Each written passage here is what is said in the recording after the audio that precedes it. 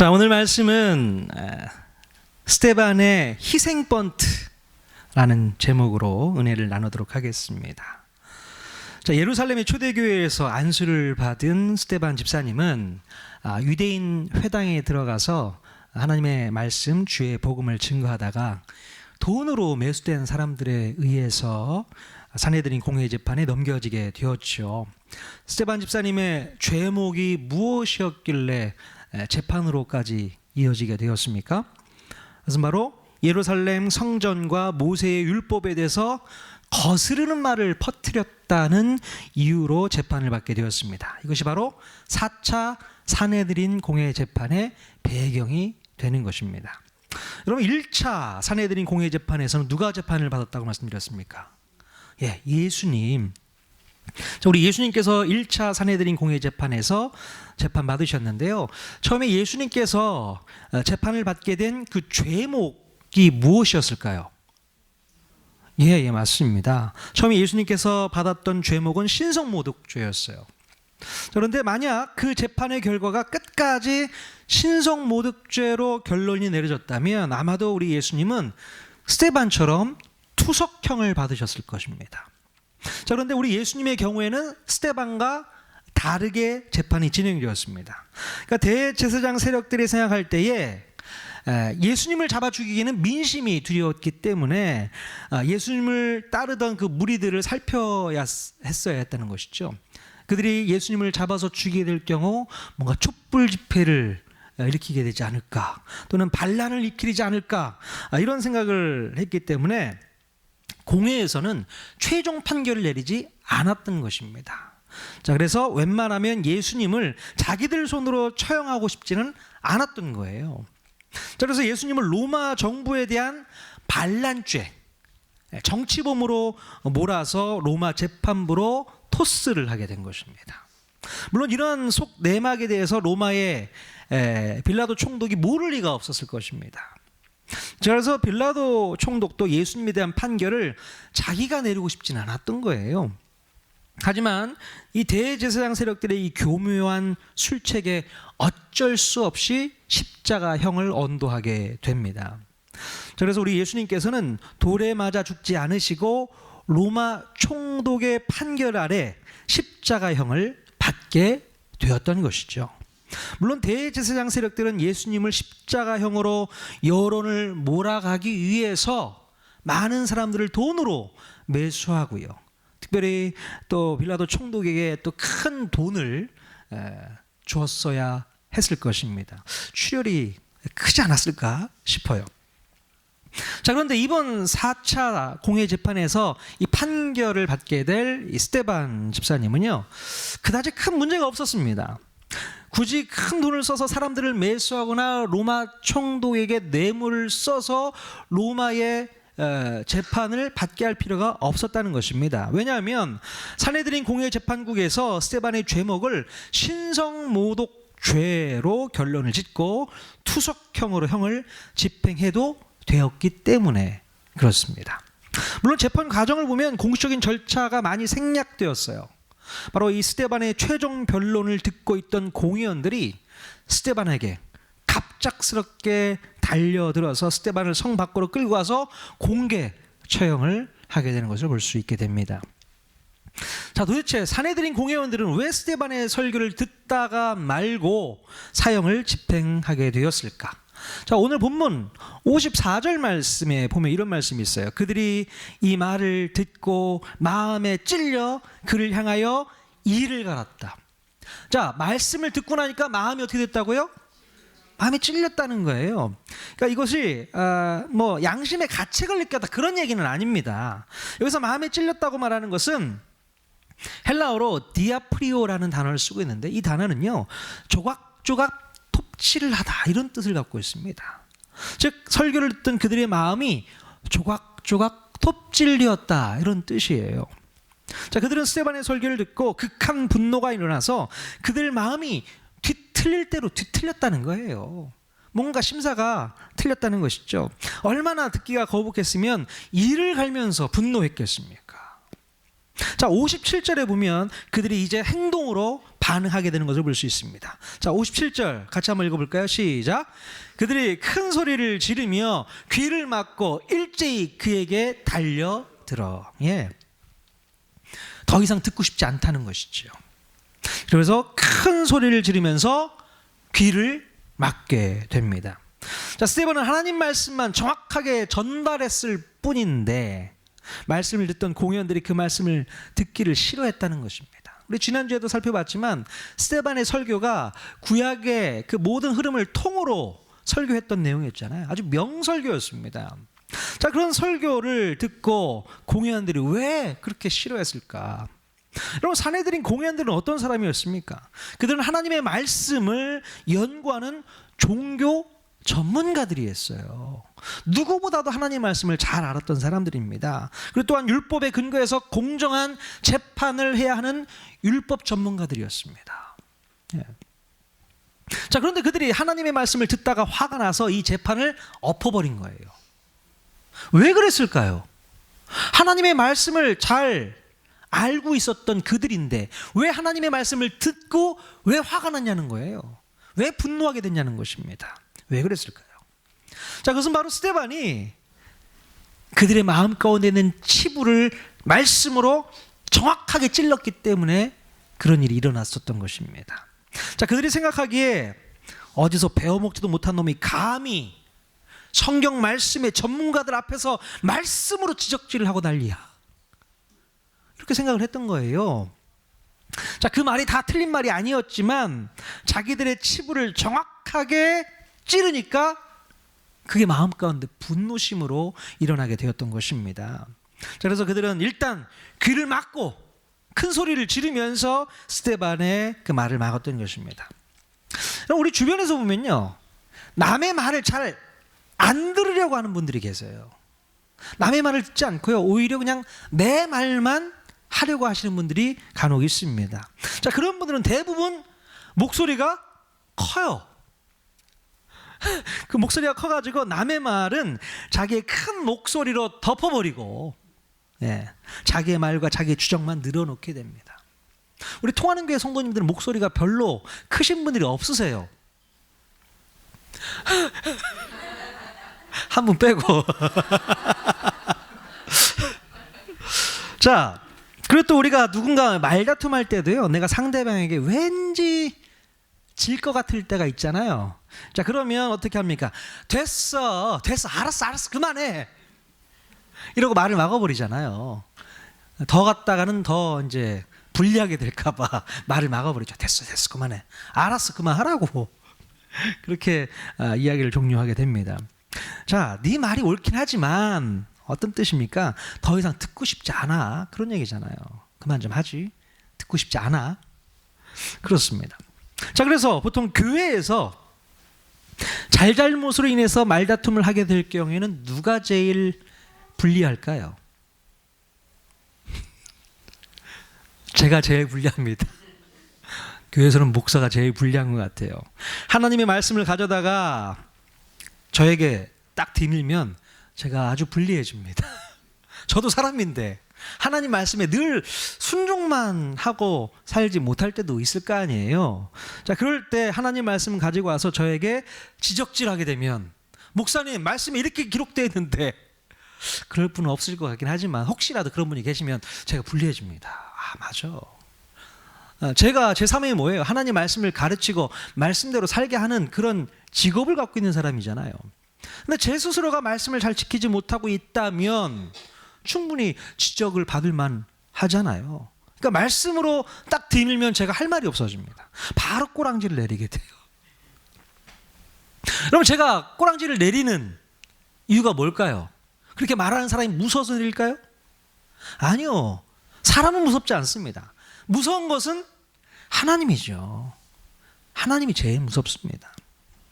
목사인 제가 하나님 말씀에 불순종하고 있는 행동이 하나님 앞에서도 잘못된 행동이고 또 사람들 앞에서도 잘못된 행동이기 때문에 빨리 잘못을 인정하고 돌이켜야 되는 것이죠. 아, 맞아, 내가 잘못했네, 잘못 행동을 했네, 말씀에 비춰보니 내가 문제가 있었네, 깨닫게 되면 바로 돌이켜야 되는 겁니다. 그게 실력자인 거죠. 예. 자, 말씀 앞에서 이렇게 빨리 돌이킬 수 있는 사람이 진정한 실력인 줄로 믿습니다. 옆 사람과 함께 인사 한번 나눴으면 좋겠어요. 실력 키웁시다. 실력을 좀 빨리 키웁시다. 예, 여러분, 하나님의 말씀을 가지고 당신의 이런 문제가 드러났습니다. 이걸 고치셔야 될 것 같습니다. 라고 얘기를 하면 알겠습니다. 제가 빨리 고칠게요. 하고 궤도 수정을 하셔야 되는 거예요. 근데 그러지 않고 계속 그거를 주장해 나가고 밀고 나가면 실력이 없는 겁니다. 여러분, 구약 성경에 위대한 인물 가운데 다윗 있잖아요. 다윗의 큰 죄를 범했습니다. 그 죄에 대해서 나단 선지자가 찾아가서 당신이 바로 그 사람이야, 그렇게 지적을 하니까 다윗이 무엇이라? 저거 갖다 잡아 죽여! 이렇게 왕이 얘기하지 않고요. 아, 맞습니다. 내가 잘못했군요. 내 죄입니다. 그거를 하나님 앞에 회개하고 돌이켰다는 것입니다. 다윗이 그래서 실력 있는 사람이었던 거예요. 하나님의 말씀을 받을 수 있었던 것입니다. 근데 실력이 없는 사람들은 아무리 말씀을 갖다 디밀어도 말씀으로 자기를 바라볼 수 없습니다. 그러니까 내 삶이 변화가 안 되는 거예요. 바뀌질 않는 겁니다. 여러분, 다시 본문으로 돌아와서 그 당시 유대 종교 지도자들은 하나님의 말씀을 대하는 태도가 어땠을까요? 물론 가말리엘이라든가 니고데모 같은 사람은 신실한 분이었기 때문에 성경을 읽으면서 하나님의 뜻을 분명히 깨닫기 위해서 노력했던 사람들이었어요. 네. 자, 그런데 대부분의 종교 지도자들은 하나님의 말씀을 자기들에게 유리한 쪽으로 취사 선택을 해서 사용을 했다는 것입니다. 자기네들이 기득권을 유지하고 또 경제적인 이득을 얻는 쪽으로 말씀을 써먹었다는 거예요. 오히려 자기들의 잘못을 지적하고 뭔가 불편함을 더해주는 말씀은 그냥 슬그머니 빼버리게 되었던 것입니다. 이게 그때 당시 종교 지도자들의 말씀을 대하는 그런 모습이고 행태였어요. 자, 여러분, 바로 이것이 요절주의라는 것입니다. 아까 저희 큰어머님께서 요절주의가 뭐냐고 물어보시더라고요. 너무 기뻤습니다. 말씀에 대해서 궁금하다는 건 되게 좋은 거거든요. 주보에 보니까 요절주의라고 써 있는 거예요. 요절주의가 뭔가 궁금해할 수 있는데요.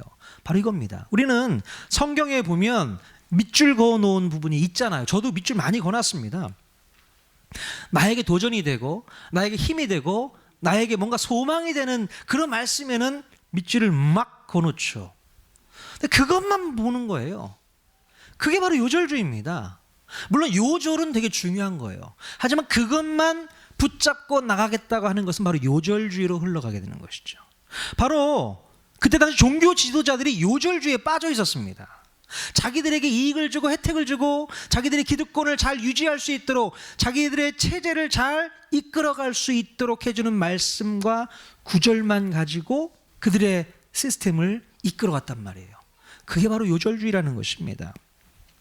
자, 성경의 수많은 말씀 중에서 나에게 뭔가 득이 되고 복이 될 만한 말씀만 붙잡고 산다면 요절주의에 빠졌다라고 볼 수 있는 것입니다. 예. 그런데 반면에 나에게 불리한 말씀이 나올 때가 있잖아요. 그리고 뭔가 좀 불편한 말씀, 그러면 건너뛰기도 하고 뭔가 가까이 하고 싶지 않은 그런 말씀들이 간혹 성경에 보면 나옵니다. 어떤 말씀이 있을까요? 성경에 원수를 사랑해라, 그런 말씀이 많이 나오거든요. 그런 말씀 밑에 밑줄 그으신 분들이 혹시 있으십니까? 그런 분들 상 드려야 될 것 같아요. 원수를 사랑해라. 또 이런 말씀 있죠. 남편에게 복종하기를 죽게 하듯 하라. 우리 집사님들, 여자 집사님들, 그 말씀에 밑줄 그으신 분 계십니까? 남편에게 복종하기를 죽게 하듯 하라. 미쳤어? 내가 왜 그래? 그 짓을 왜 해? 하나님 말씀, 그 말씀은 피하고 싶은 거예요. 읽고 싶지 않습니다. 그래서 에베소서 말씀 띄우는 사람이 있어요. 그러면 안 되는데 말이죠. 근데 반면에 여러분들 성경에는 어떤 말씀에 주로 줄이 그어져 있어요? 이런 말씀 아닐까요?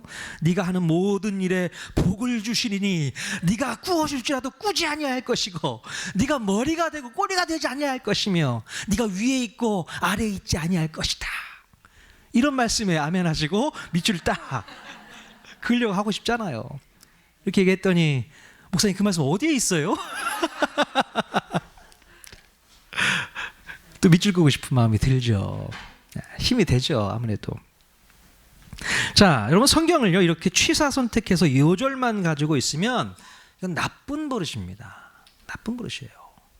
좋은 말씀, 나쁜 말씀, 취사 선택해서 나에게 좋은 것만 쫙 밑줄 그어놓고 좀 피하고 싶은 말씀은 읽지 않고 뛰어 넘어가는 그런 습관은 정말 나쁜 습관입니다. 그럼 미국의 유대인 신학자 중에 미치 글레이저 박사님이 계세요. 이분이 책을 썼는데요. 이사야 53장 해설서라는 책을 쓰셨습니다. 자, 이 책을 통해서 수많은 유대인들을 주님께로 인도하고 있는데, 그럼 유대인들, 요즘에도 보면 유대인들은 성경을 읽을 때 신약 성경을 읽지 않습니다. 왜 그런지 아시죠? 유대교를 믿는 유대인들은 여전히 메시아 대신 예수 그리스도를 믿지 않아요. 아직까지 메시아가 이 땅에 오시지 않고 있다고 믿고 있거든요. 그러니까 예수를 인정하지 않습니다. 그러니 신약 성경을 읽을 이유가 없는 것이죠. 자, 그런 사람들에게 어떻게 복음을 전해야 될 것인가, 어떻게 예수님을 믿게 할 것인가, 이런 고민이 있던 것입니다. 그래서 이분이 이사야 53장 해설서라는 책을 쓰시게 됐고, 정말 놀랍게도 그 책을 유대인들이 읽고서 예수님을 믿는 놀라운 역사가 있게 되었다라고 얘기를 합니다. 자, 이사야 53장의 말씀은요, 이사야 선지자가 예수님이 이 땅에 오시기 전 700년 전에 앞으로 오시게 될 메시아에 대해서 예언한 말씀입니다. 예. 자, 그런데 유대인들은요, 이 이사야 선지자가 예언한 그런 메시아를 기대하고 있지 않았다는 거예요. 자, 이사야 53장에 대해서 메시아에 대한 기록이 있는데 그렇게 기록된 메시아를 믿고 싶지 않은 겁니다. 자, 무슨 말이냐면 오늘날까지도 유대인들이 기다리고 있는 메시아의 모습은 엄청난 왕권을 가지고 있는 정치적인 메시아, 또한 전지전능한 힘과 능력을 가지고 있는 파워풀한 메시아, 그런 메시아가 올 거라고 기다리고 있다는 겁니다. 그러니 이사야 53장에는 메시아의 그 이미지는 버리고 싶은 거예요.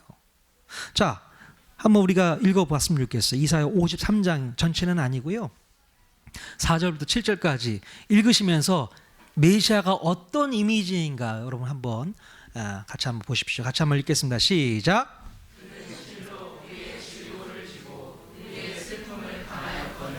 우리는 생각하기를 그는 징벌을 받아 하나님께 맞으며 고난을 당한다 하였노라. 그가 찔림은 우리의 허물 때문이요 그가 상함은 우리의 죄악 때문이다. 그가 징계를 받음으로 우리는 평화를 누리고 그가 채찍에 맞음으로 우리는 나음을 받았도다. 우리는 다 양 같아서 그릇 행하여 각기 제 길로 갔거늘 여호와께서는 우리 모두의 죄악을 그에게 담당시키셨도다. 그가 곤욕을 당하여 괴로울 때에도 그의 입을 열지 아니하였으며 마치 도수장으로 끌려가는 어린 양과 털 깎는 자 앞에서 잠잠한 양같이 그의 입을 열지 아니하였도다. 아멘. 여러분, 오늘날에도 유대인들은요, 구약 성경의 선지서인 이사야 53장의 말씀은 금기서예요. 읽지 않고 건너뛴다고 합니다. 자, 왜냐하면 이 말씀을 보면 당연히 이 땅에 오신 메시아가 누구세요? 그분이 바로 예수님이신 거예요. 성경에는 분명히 이 땅에 오실 메시아를 묘사하고 있고 그분이 바로 예수님이신데 그것을 인정하고 싶지 않은 겁니다. 그래서 성경을 빼버리고 있는 습관이 생기게 되었던 것입니다. 동영상에 보니까 제가 이따가 오후에 동영상 한 편을 제가 카톡방에 올려드려 볼게요. 유대인들이 이 말씀을 읽어줬더니 깜짝 놀랍니다. 피했던 말씀이 읽지 말라니까 안 읽었던 말씀이거든요. 근데 그 말씀 속에 기독교인들이 많은 예수가 있거든요. 와, 그렇구나. 다시 한번 깨닫게 되고 그래서 예수님을 믿게 되는 사례가 있게 되었다고 이 박사님이 얘기를 하고 있는 것이죠. 유대인들에게 복음을 전할 수 있는 방법은 이사야 53장 말씀 가지고 증거하는 거, 이거인 것 같다는 생각이 또 들어요. 자, 그때부터 하나님의 말씀을 빼버리고 있는 습관 습관이 바로 이 사도행전 30년의 분위기 속에서부터 시작된 것이 아닐까 싶어요. 예. 자, 그때 당시 종교 지도자들은요, 분명히 성경에 기록되어 알려진 바 된 예수의 그리스도를 여전히 자기들의 메시아로 받아들이고 싶지 않고 인정하고 싶지 않았던 것입니다. 자, 그래서 스데반이요, 맨 마지막에, 설교의 맨 마지막에 했던 말을 들었을 때 그들은 완전히 이성을 상실하게 됩니다. 자, 어떤 말을 했나요? 사도행전 7장 52절 53절 말씀 같이 읽겠습니다. 시작. 너희 조상들이 선지자들 중에 누구를 박해하지 아니하였느냐? 의인이 오시리라 예고한 자들을 그들이 죽였고 이제 너희는 그 의인을 잡아준 자여 살인한 자가 되나니 너희는 천사가 전한 율법을 받고도 지키지 아니하였도다 하니라. 네. 스데반이요, 이런 아주 독한 설교를 했습니다. 바로 유대의 종교 지도자들의 마음 가운데 찌르는 설교. 바로 너희가 바로 그 의인을 잡아준 자고 살인한 자다. 너희들이 예수를 죽였고 너희들이 메시아를 죽였다. 그 얘기를 하는 거예요. 유대인들은 메시아를 기다리고 있었는데 기다리고 있었던 그 메시아 너희가 죽였어. 그 얘기를 하는 거잖아요. 자, 그래서 스데반 집사님은 이 말을 끝으로 남기면서 형장의 이슬로 사라지게 되었죠. 너무나도 속상한 장면이 아닌가 싶습니다. 인간들은요, 신앙생활을 하면서도 듣고 싶은 것만 들으려고 해요. 그리고 믿고 싶은 것만 믿으려고 하고 또 자기에게 유익이 되는 말씀만 붙잡으려고 한다는 것입니다. 여러분, 자기 자신의 유익만을 위해서 붙잡은 말씀이 혹 있다면 그 말씀은 이미 하나님의 말씀이 아니라는 겁니다. 내가 듣고 싶은 말씀, 내가 붙잡고 싶은 말씀, 그것을 취사 선택해서 내가 붙잡았다면 그것이 하나님 말씀일까요? 아니요. 하나님께서 나에게 주시는 말씀이 아니라는 겁니다. 내가 듣고 싶은 대로 편집하고 조작한 말씀이 어떻게 하나님 말씀이라고 말할 수 있겠어요? 그것은 하나님의 말씀을 가장한 또 하나의 부적밖에는 되지 않는다는 겁니다. 그런 나쁜 습관이 예수님을 십자가에 못 박은 대제사장과 사두개인들을 만들어냈고 또 스데반 집사님을 사형에 처하도록 결정한 산헤드린 공의원들을 만들어냈고 또 오늘날 예수 그리스도를 예시아로 믿지 않는 유대인들을 만들어냈고요. 또한 자기 자신의 유익과 행복만을 추구하기 위해서 교회를 습관적으로 다니는 종교인들을 만들어냈다는 것입니다. 오늘 스데반 집사님은요, 하나님의 말씀을 자기 마음대로 취사 선택해서 자기들이 끝까지 소유하고 싶고 누구도 건드릴 수 없는 강력한 우상을 만들어 놓은 사람들과 끝까지 싸우다가 죽음을 맞이하게 되었던 것입니다. 여러분, 스데반 집사님의 이 죽음은요, 하나님의 말씀을 잘못 사용했던 사람들 때문에 죽은 것이에요. 똑바로 가르쳐야 될 말씀을 제대로 가르치지 않고 자기에게 불리한 말씀은 숨기고 오히려 새로운 적용과 해석을 덧붙여서 사용했기 때문에 발생했던 억울한 죽음이라는 것입니다. 그럼 이제 더 이상 이렇게 억울하고 말도 안 되는 일이 있어서는 안 될 줄로 믿습니다. 자, 그런데 안타깝게도 사도행전 30년의 분위기는 바로 이런 억울한 분위기가 계속되어지는 것을 볼 수 있어요. 바로 사도행전 30년의 분위기가 어떤 분위기였어요? 대제사장 세력들과 사도들이 하나님 나라를 사이에 두고 대립하는 분위기가 계속 이어진다고 말씀드리고 있잖아요. 자, 그런데 그때 스데반이 형장의 이슬로 사라져 갈 때에 바로 대제사장의 하수인 노릇을 했던 한 젊은 청년이 등장하게 됩니다. 바로 그 사람이 그 유명한 사울이라는 청년이었어요. 자, 그런데 이 사울이라는 청년은 대제사장의 하수인 노릇을 하면서 예수를 믿는 사람들을 잡아다가 옥에 가두고 처형하는 착실한 사냥개가 되어 있었습니다. 도대체 이 사울의 눈을 멀게 해서 대제사장의 사냥개가 될 수 있었던 이유가 무엇이었습니까? 그것은 바로 하나님의 말씀을 조작하고 편집해서 또 자기들의 입맛에 맞게 최적화시킨 종교 지도자들의 간약한 행위가 있었고요. 또 그 뒤에서 그 일을 사주하고 있었던 악한 사단의 계략이 있었다는 것입니다. 자, 그런데 다행히도 나중에 이 사울이라는 청년이 다메섹 도상으로 가는 도중에 바로 부활하신 예수님을 만나게 됨으로 말미암아 지금까지 자기가 배웠던 종교 지도자들의 가르침이 잘못된 말씀이었구나라는 것을 깨닫게 되는 것이죠. 그래서 사울은 자신의 안타까운 지난 날들을 회개하고 주님의 말씀을 평생 동안 전하게 되는 전도자로서의 삶을 살게 되는 것입니다. 어쩌면 이 사울이라는 청년도 거짓된 종교 지도자들에게 속아 살았던 것을 진심으로 후회하면서 살지 않았을까, 그런 생각을 해보게 돼요. 참, 내가 그들에게 속아서 잘못된 판단을 하고 또 예수 믿는 사람을 이렇게 비참하게 죽였구나. 내가 참 죄인이구나. 내가 죄인 중에 괴수구나. 그 간증과 고백을 한 거 아니겠습니까? 평생을 후회했을지 몰라요. 야, 내가 그들의 속아 산 게 너무나도 억울하다. 요즘에 뉴스에서 보니까 가장 억울한 사람이 한 분 있잖아요. 19년, 한 20년 가까이 되는 시간 동안 억울하게 옥살이 했던 그분. 만약 본인이 범행이 아니고 다른 사람이 범행이었다면, 그렇게 밝혀진다면 이분은 정말 그 억울한 세월 어떻게 누구한테 가서 보상을 받겠습니까? 어제 기사에 보니까 이분이 소송을 해서 재판을 해서 이렇게 돈을 받게 된다, 보상금을 받게 된다면 한 17억 정도 받게 된다고 기사가 떴더라고요.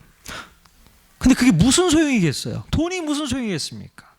젊은 인생을 다 그곳에서 썩혀버렸는데 너무나도 속상하고 억울하겠죠. 자, 그런데 여러분, 제가 엊그제 금요일 날 정말 억울한 인생 사는 사람들 두 분을 보았습니다. 최근에 저희 교회 우편함에 그 이단교회에서 보내오는 그런 전단지가 있습니다. 편지 같은 게 있어요. 편지 봉투에 넣어가지고 막 저희 이제 우편함에 넣어 있는 것을 제가 이제 몇 번 확인을 했거든요. 근데 어제는 그것을 가지고 직접 저희 교회까지 올라왔어요. 문 열고 들어왔어요. 제가 그들을 딱 붙잡고, 형제 자매인데, 자, 이쪽으로 앉아 보십시오. 지금 뭐 하시는 겁니까? 당신들이 지금 하고 있는 일이 뭔지 아십니까? 하나님 말씀에 속아서 지금 이런 짓을 하고 있는 거 아니에요? 하나님 말씀 제대로 하셔야죠. 하나님 말씀을 제대로 깨닫고 예수 믿어야죠. 그렇게 얘기를 했었으면 얼마나 좋았을까 싶어요. 근데 전단지만 놓고 갔고 나중에 CCTV로만 확인을 했어요. 누가 놓고 갔나. 아쉽더라고요. 그분들을 좀 만나봤으면 좋았을 텐데. 젊은 남자분 여자분 두 분이서 놓고 가신 걸 봤거든요. 정말 그래요. 너무나도 억울한 인생 살고 있는 거예요. 간혹 그런 이단교회에 있다가 다시 되돌아 나오시는 분들의 간증 이야기를 들어보면 내가 참 억울한 인생 살았다라고 표현하는 것을 들어볼 수 있습니다. 말도 안 되게 하나님 말씀을 이를 끼워 맞추고 저를 끼워 맞춘 게 그게 너무 신기해서 거기에 쏙 빠졌다가 이게 보니까 잘못된 거거든요. 정말 정신 제대로 차리고 성경 말씀 보면 그게 잘못됐다는 게 너무나도 확연하게 나타나는데 그걸 모르고 있었다는 것입니다. 거기에 빠져가는 사람들이요, 정신없는 사람만 가는 게 아니에요. 똑똑한 엘리트들도 그 이단교회에 빠져가는 겁니다. 왜 그런지 도대체 모르겠어요. 그러니까 악한 사단이 그 마음을 붙잡고 있었기 때문에 그런 것이 아닌가 싶어요. 정말 속상하죠. 자, 그런데 여러분, 잘못된 교리를 가르치는 이단교회만 문제일까요? 자, 성경 말씀을 제대로 가르치지 않고 제대로 적용하지 않는 수많은 우리 한국 교회의 목사님들, 또 그 교회들이 좀 하나님 앞에서 회개해야 됩니다. 회개해야 돼요.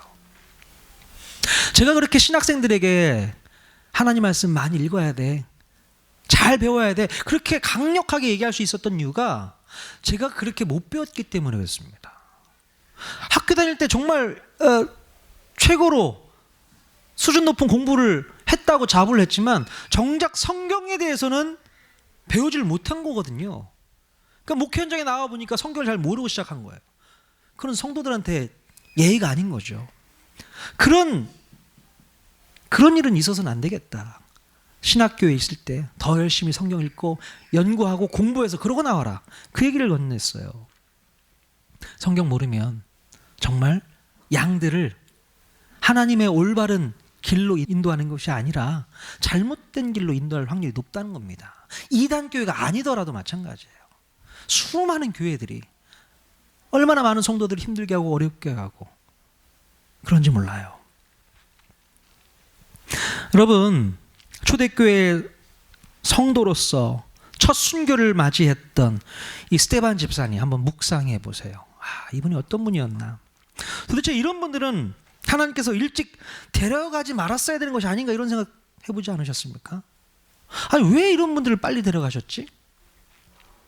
자, 스데반 집사님은 어떤 분이라고 성경에 기록했어요? 믿음이 충만하고 성령이 충만하고 지혜와 은혜와 권능이 충만했다고 그렇게 얘기하고 있잖아요, 성경에.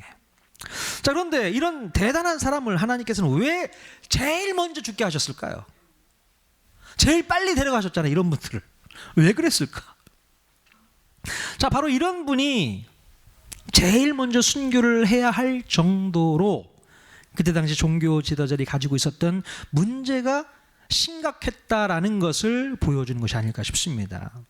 자, 우리 주님께서는 영적으로 가장 실력이 있는 분을 앞장세워서 거짓된 종교 지도자들의 그 민낯을 완벽하게 드러내 보이셨던 것입니다. 자, 사단은 영적인 실력이 뛰어난 이 스데반 집사를 죽이면서 뭔가 정리가 될 줄 알았던 것 같아요. 야, 스데반만 잡아 넣으면 좀 정리되겠네, 이런 생각을 했는지 모르겠습니다. 자, 그런데 이 멍청한 사단은요, 또다시 잘못된 판단을 하게 되었던 것입니다. 무슨 일이 벌어졌습니까? 바로 스데반 집사님의 순교를 시작으로 해서 예루살렘 교회의 핍박과 박해가 시작되었습니다. 자, 그래서 그 일로 인해서 어떤 일이 벌어졌어요? 믿는 사람들이 무리가 다 흩어지게 되었어요. 온 유대와 사마리아 모든 땅으로 다 흩어지는 그런 일이 발생하게 되죠.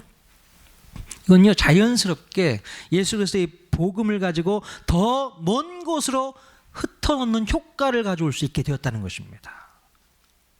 그런 효과가 나타났어요. 그리고 또 종교 지도자들의 충성스러웠던 이 사냥개였던 사울이 이제 드디어 잘못된 가르침을 깨우치는 계기가 되었다는 것을 사단은 모르고 있었다는 것입니다. 야, 여러분 보세요. 사도행전은 누가 썼습니까? 사도행전은 누가 쓰셨어요? 누가가 썼어요. 누가가 이걸 기록했는데 지금 사도행전 6장에서 보시면 어떻습니까? 7장에 스데반이 설교를 하는 내용들 꽤 길잖아요. 그 꽤 긴 설교 내용을 누가가 어디서 들었을까요? 들었다면 누구에게 들었을까요? 직접 그 자리에 있지는 않았을 거 아닙니까? 누가가 이 긴 스데반의 설교를 누구한테 들었을까요? 바울한테 들었을 겁니다. 사도 바울이 그때 당시는 사울이라고 표현되어 있지만 이 사울이요, 스데반의 설교를 처음부터 끝까지 조목조목 듣고 있었다라는 것입니다. 그러면서 대제사장의 편에 서긴 했지만 머릿속에 기억하고 있었다는 거예요. 아, 스데반의 말이 이런 말이었구나. 이게 깨달아지는 겁니다. 언제요? 다메섹 도상에서 예수님을 만났을 때 스데반 집사님의 말씀이 이런 내용이었구나라는 것을 깨닫고 조목조목 나중에 누가한테 알려주게 되는 것이죠. 그래서 누가가 이것을 하나하나 다 기록한 거 아닐까요? 사단은 그걸 몰랐습니다. 옆에 사울이라는 자기 아주 충성스러운 사냥개를 키우고 있는 줄 알았는데 그게 그렇지 않았다는 것이죠. 여러분, 자, 하나님께서는요, 손해보는 장사 하지 않습니다. 스데반 죽였다고, 스데반이 순교했다고 그날 이후로 기독교 복음이 전달되지 않았을까요? 그렇지 않습니다. 오늘 설교 말씀의 제목이 뭐였습니까? 스데반의 희생 번트. 여러분, 희생 번트가 뭔지 아시죠? 야구 경기에 있어서 번트를 하는 게 뭡니까? 희생 번트를 한다는 것은 1루에 있던 주자를 2루에 보내는 거고 2루에 있던 주자를 3루에 보내는 거 아니겠습니까? 스테반이 그 일을 했다는 거예요. 자기가 죽지만 희생 번트를 해서 주자를 옮겼다는 겁니다. 밀어내게 했다는 거예요. 물론 우리는 홈런 치고 싶잖아요. 하나님께서는 지금은 홈런 안 돼. 번트, 희생 번트 돼. 네가 죽지만 그러나 교회는 그 일로 인해서 밀어내게 할 거야. 흩어질 거야. 복음이 흩어져서 전달되어질 거야. 그러면 그 뒷번에 있는 타자가 등장해서 홈런 칠 거야. 그게 누굴까요? 바울 아닐까요? 자, 하나님께서는 그런 큰 그림을 그리면서 스데반의 죽음을 바라보고 있지 않을까, 그런 생각을 해보게 됩니다. 여러분, 우리가 정말 하나님의 말씀을 읽을 때에 전체적으로 보셔야 됩니다. 문맥을 이해하면서 보셔야 됩니다. 나에게 필요한 말씀만 붙잡지 마시고 나에게 좀 불리하거나 나에게 손해가 될 말씀까지도 붙잡으셔야 됩니다. 그것이 하나님의 말씀이기 때문에 그렇습니다. 하나님의 말씀은 나에게 손해될 말씀이 없어요. 오히려 더 플러스 되는 요인들만 주시는 말씀인 줄로 믿습니다.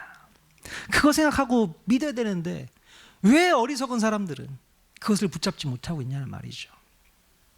믿고 싶은 말씀만 믿고 붙잡고 싶은 말씀만 붙잡고 그러지 마십시오. 그건 요절주의입니다. 똑같은 종교 지도자들이 했던 모습이라는 것이죠. 그러나 스데반과 같이 성경을 전체적인 맥락 가운데 볼 수 있고 또 그 시각을 가지고 종교 지도자를 책망할 수 있는 그런 안목까지 키울 수 있다면 우리 교회는 건강한 교회가 될 수 있지 않을까 싶습니다. 우리 통하는 교회는 이 말씀을 붙잡고 나아가 승리하는 교회가 될 수 있기를 주님의 이름으로 간절히 축원드립니다.